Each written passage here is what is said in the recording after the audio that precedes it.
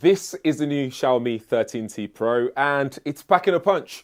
Let's go through it. First thing first, you get the device itself. As you can see, I've already taken out the box, and this is the glossy black version. There's also a vegan leather version as well, and this is a fingerprint magnet. I mean, I just have to keep wiping it throughout the whole thing. It comes with a screen protector pre-installed as well, which is pretty cool. But let's see what else we get in the box.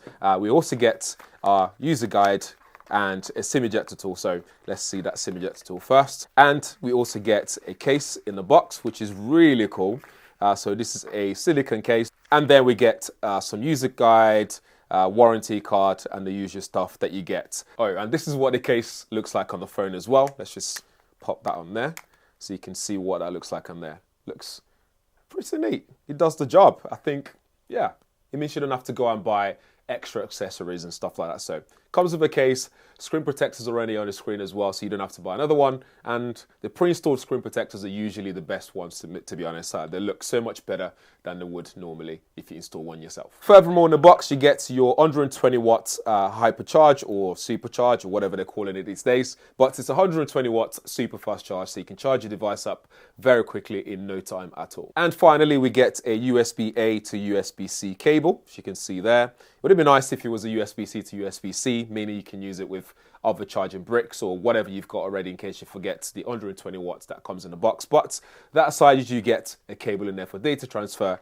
and charging up your device as well. And that's pretty much it with everything that's in the box. Let's go through the device itself because it's got a lot of specifications on there, and I've been running some tests on it and stuff like that, and it's packing a punch. This is actually one to definitely consider if you're looking to buy a new Android smartphone. Closer look at the device. So on the side, we have our volume rocker there on the right side and a power button as well, just below it there. And on the bottom of the device, we have the speaker grill, USB-C port, and your SIM card tray. Up top, we have a couple of things. So we have your infrared blaster there for remote control and stuff like that, microphone and speakers as well. So dual stereo speakers. So this is IP68 Water and Dust resistant. It's got this nice curved edges, which I quite like. It makes it feel nice and comfortable in hand to hold. On the front, we have a Corning Gorilla Glass 5. Glass on the front, again, just wipe that off. And like I said already, you do get a screen protector pre-installed already, and we have a front-facing camera there as well. It also has a fingerprint sensor that's mounted underneath the display, so you can just get into it very quickly. It also has Face ID unlock as well, although not as secure as what you'd get on an iPhone, for example, but it's there to quickly get into your smartphone. Or you can just unlock it using your usual PIN code and pattern or whatever you're used to doing. Elsewhere, we have a 5,000 mAh battery in here, so this should last you a whole day watching videos, playing games, whatever you like doing on your smartphone. You should be able to do that on the 13T Pro.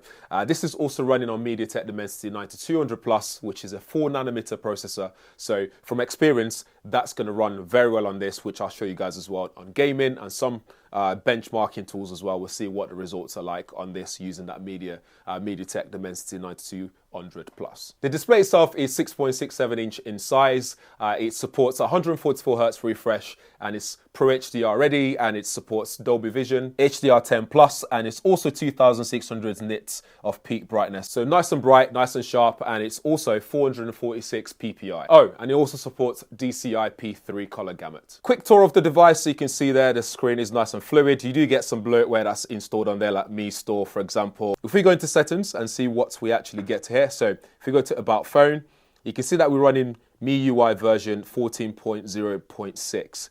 This is based on Android 13, as you can see there.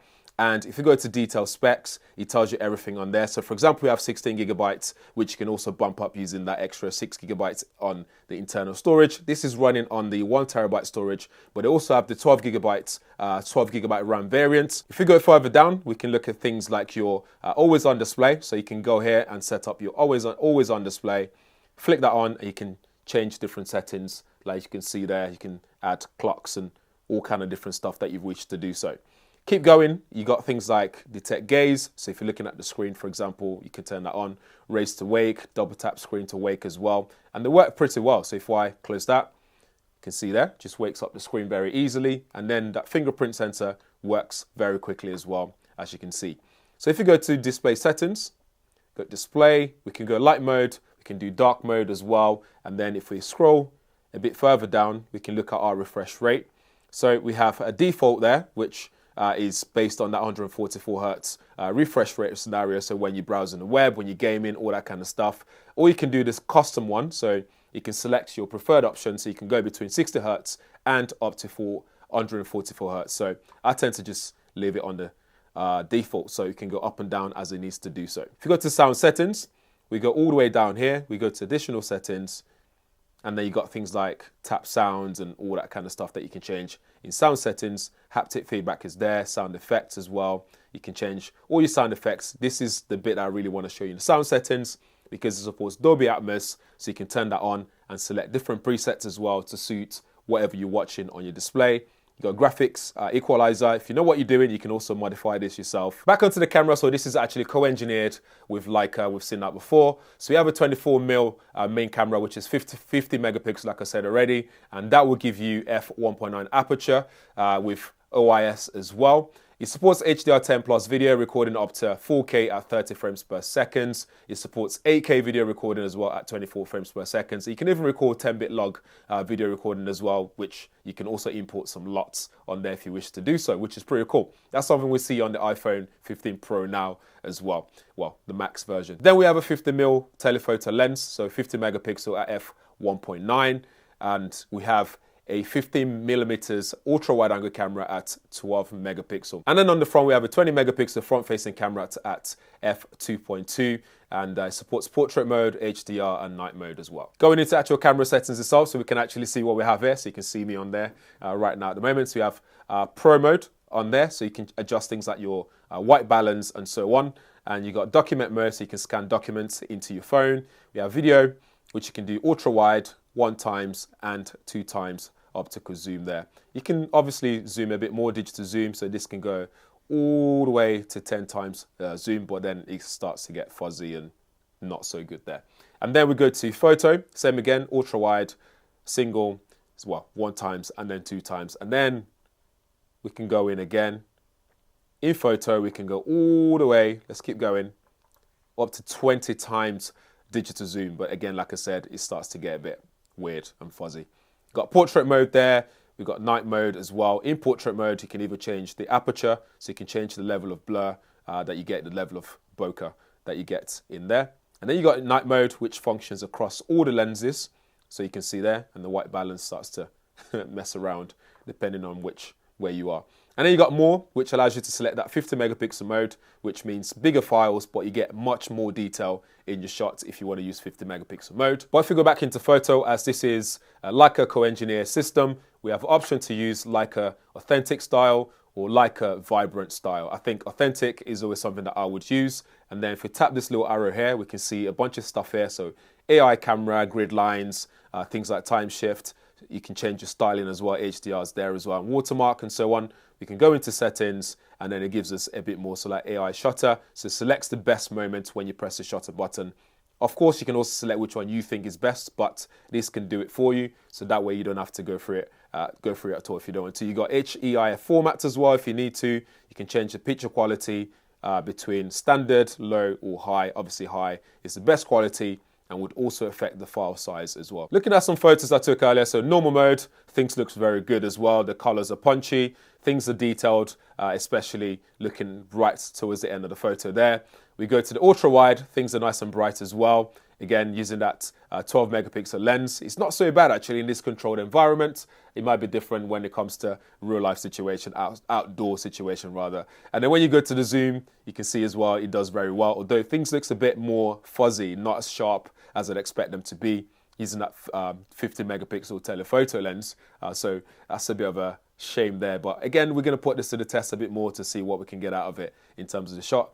Night mode looks good as well. Again, just bringing out the colors and the levels of brightness. We look at that front-facing camera. If you put beauty mode on, it just looks like it's over-sharpened. You can see that it's doing some smoothing and all that kind of stuff. It's not the best. And then we go into selfie without the beauty mode. Again, just looks over-sharpened. It's not the best quality that I've seen before.